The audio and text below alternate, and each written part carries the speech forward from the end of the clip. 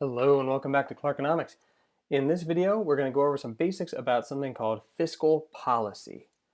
All right, so to jump right in here, fiscal policy is, it sounds like it's a little bit complicated, but in some ways it is, in some ways it isn't. Fiscal policy has to do with the federal budget. If you've heard of the federal budget, great. If you haven't heard of the federal budget, here's what you need to know. Let's just start off with what a budget is. A budget's basically just a plan. That's all a budget really is. And a budget has two main parts. The first part is earning. It's your plan for earning money. Now, in the context of like a household, it's like, okay, so how are you going to earn your money? Are you working a job? All the other ways people earn money. When we talk about the federal budget, earning is going to come from taxes primarily, right? So when it comes to tax revenue, part of a budget is where is the government going to get its tax revenue, right? Is it going to be from excise taxes, sales taxes, income taxes? Who's going to pay those taxes, right? So where is this tax money coming from? And then how much tax revenue does the government plan to earn, right? They don't know for sure, but they have projections, predictions about how much tax revenue they're going to earn in any given year. So that's the first part of the federal budget. Who's going to pay the taxes? Where is the government going to get its money from? Next, spending, right? Earning looks at what's coming in, spending looks at what's going out. So, similarly to what we do with the earning side, what will the government spend money on? When we looked at the mixed economy circular flow model, we looked at a category called expenditures, right? All of the things that the government buys. So what are they going to spend money on? And then how much money are they going to spend, right? So this is all the basic framework of a budget, right? It's your plan for earning and your plan for spending. And when it comes to creating the federal budget, we do this on a yearly basis essentially.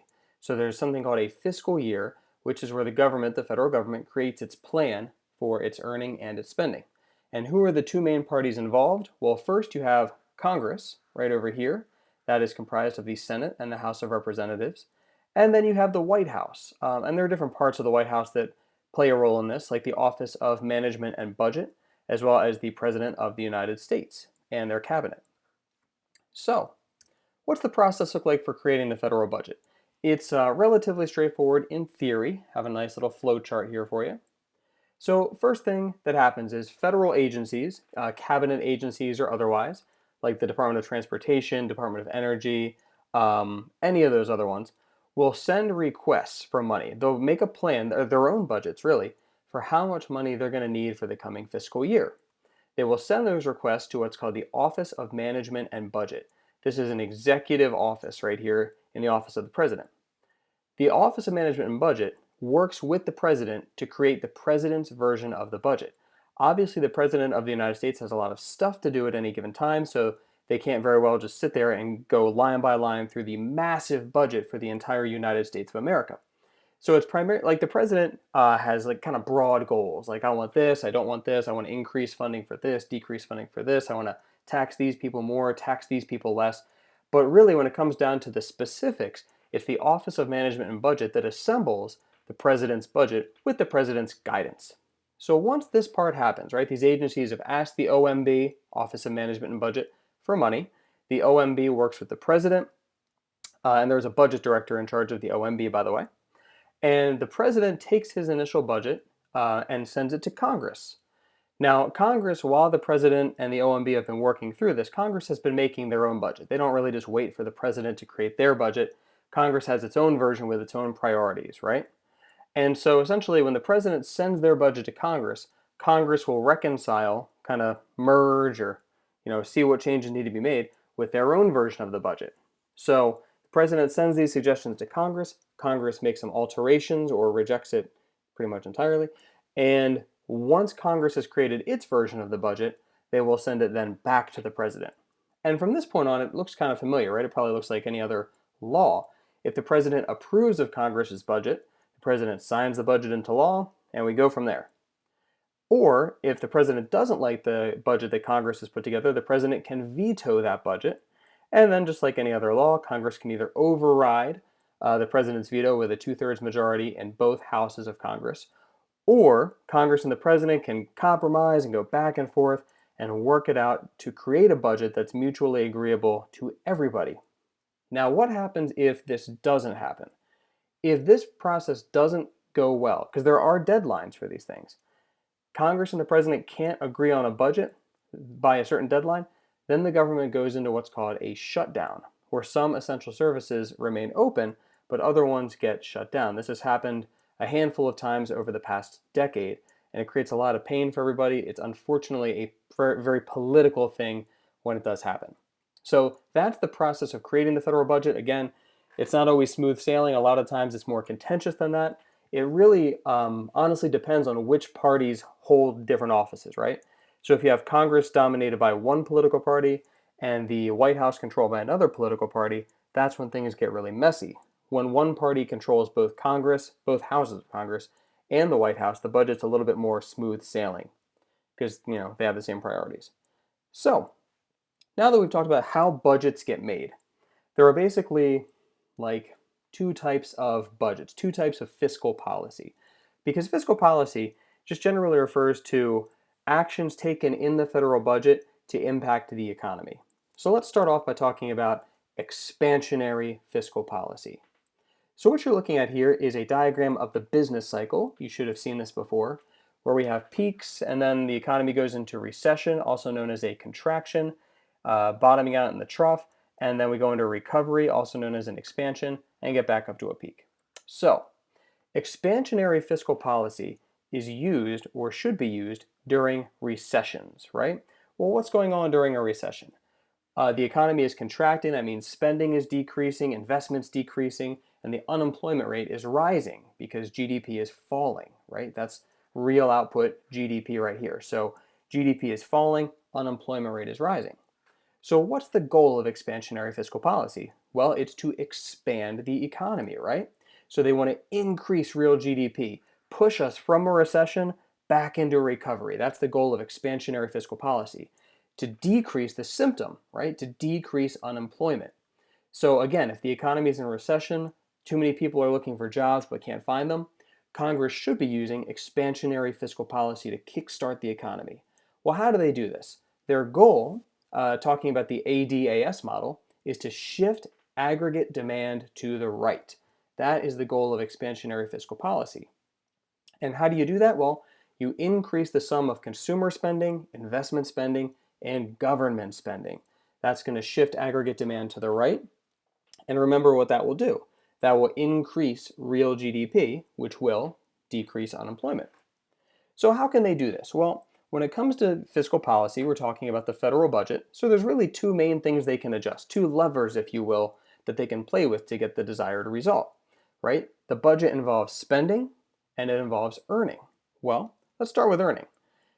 If the government essentially wants to use expansionary fiscal policy, they can lower people's taxes, right? They can tell people, you don't have to pay us as much money in taxes anymore.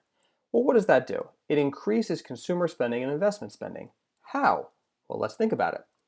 If consumers don't have to pay as much to the government in taxes, there is more money in their pockets. And if there's more money in people's pockets, what are they going to do with it? They're going to spend it, right? So consumer spending will increase. Same thing with investment spending. If the government stops taxing businesses as much, businesses have more money left over to do what they do with money, to invest it in new physical capital, right? To grow. So if the government lowers taxes on consumers and businesses, they have more money to spend and invest. That's going to shift aggregate demand to the right. Also, they can increase government spending, right? So if the government increases spending, obviously that's an increase in G, right? That's just what it is, government spending. So they can hire more teachers, they can build more highways, new bridges. That's going to increase government spending. But when the government spends money, it doesn't just increase G. It actually also increases C and I through something called the multiplier effect. This is something we're going to study in another video. But let's think about it just very briefly like this. If the government decides to spend more money on building new bridges, well, they have to pay a construction company to do that. Now the construction company has more money to invest. And all of the people who work for the construction company, like, the construction workers, now they're getting more money from paychecks. They're consumers, they have more money to spend. So an increase in government spending actually increases consumer spending and investment spending as well. So that's how expansionary fiscal policy works. What that's going to do is it's going to boost real GDP, hopefully push us back into recovery. But be careful, there is a side effect of expansionary fiscal policy. The government is going to be increasing real GDP and decreasing unemployment, but they're probably going to push the price level up, right? Let's look at why. That's going to create some inflation. This is our standard ADAS model right here. If the government uses expansionary fiscal policy, that pushes aggregate demand to the right, like that. And look where our new equilibrium is. It'll be right here. So that's going to result in a higher real GDP, so that's going to decrease unemployment. That was their goal of expansionary fiscal policy. But it is going to increase the price level from PL1 up to PL2. That's creating inflation. So that's how expansionary fiscal policy works. The opposite type of fiscal policy, oh, there's the goal, there's the side effect, right? The opposite type of fiscal policy is what's called contractionary fiscal policy. So what's the goal of contractionary fiscal policy? Or let's start with like when you would use contractionary fiscal policy. Contractionary fiscal policy will be used when the economy is right about here at a peak. Well, that sounds weird. Why would they want to contract the economy when it's in recovery? Like, why would they want to cause a recession? There must be something that they're trying to fix. Well, the goal is to decrease the price level. Because if the economy's gone through a long recovery, if it's at a peak, it's very likely, not guaranteed, but very likely that there is some inflation going on, which creates real problems for people. So contractionary fiscal policy will be used during a recovery or at a peak or whatever to decrease the rate of inflation, decrease the price level. Well, how do they do that? Everything now is just the opposite of what it was. To use contractionary fiscal policy, they're going to create a budget that's going to shift aggregate demand to the left. They're, in other words, going to decrease the sum of consumer spending, investment spending, and government spending. Well, how can they do this using the budget? Pretty simple. With taxes, what would they do to decrease consumer spending and investment spending? Well, they could raise taxes, right? It's the opposite of what we talked about before. If the government says, hey, consumers and businesses, you have to pay more taxes, well, now consumers have less money to spend on what they want to buy, and firms have less money left over to invest in new capital and stuff. So it's just the same process as before, but in reverse. So that's going to decrease consumer spending, it's going to decrease investment spending, and that's going to start shifting aggregate demand to the left. Also, they could decrease government spending, right? They could choose to spend less money on things like national defense, building roads, hiring teachers, education, things like that. And that is going to have that same multiplier effect as before, but in reverse, right? So now if the government terminates a teacher's contract or something like that, that teacher has less money to go out and spend, and so consumer spending will decrease. So the side effect here, you can probably predict, is going to be higher unemployment, right? So they're going to hopefully achieve their goal of decreasing the inflation rate, decreasing the price level, but the side effect is they're going to create more unemployment by lowering GDP. And graphically, that looks like this. Again, let's say that the government decides that this price level, PL1, is too high. They want to decrease the price level. So they will do all those things, raise taxes or decrease spending, or both, to shift aggregate demand to the left. When they do that, the new equilibrium is right here, and they'll achieve their goal, right? Their goal being decrease the price level, but it is going to come with a side effect. That's going to be a decrease in real GDP, which is going to cause the unemployment rate to rise. Now, if you're wondering which one of these two types of fiscal policy is more common today, the answer is definitely expansionary fiscal policy. Contractionary policy is not very popular with voters, and you can probably understand why, right? Because they're raising people's taxes and cutting government programs. Not very popular with people. And it also pushes the unemployment rate up, which again is pretty unpopular with voters. It happens for a good reason, right? Limiting inflation is very important, but it's a hard pill to swallow for many people. So one of the big takeaways from fiscal policy is there's a trade-off, right? You get one thing, you give up something else. In the short run, there's a trade-off between unemployment and inflation. So, for instance, if the government wants to decrease the unemployment rate using expansionary fiscal policy, they might create some inflation as a side effect. On the other hand, if the government wants to decrease inflation using contractionary fiscal policy, the side effect is that they might push the unemployment rate up. So this is what the kind of decision that policymakers face. And unfortunately, again, it's the president and the Congress who decide these things. There are not very many economists in the White House or in the halls of the Capitol building. So the people who are making these decisions are politicians, so they are accountable to voters, and that's good, but they don't always have the most expansive economic expertise available. So that's a little bit about fiscal policy. Thank you for watching.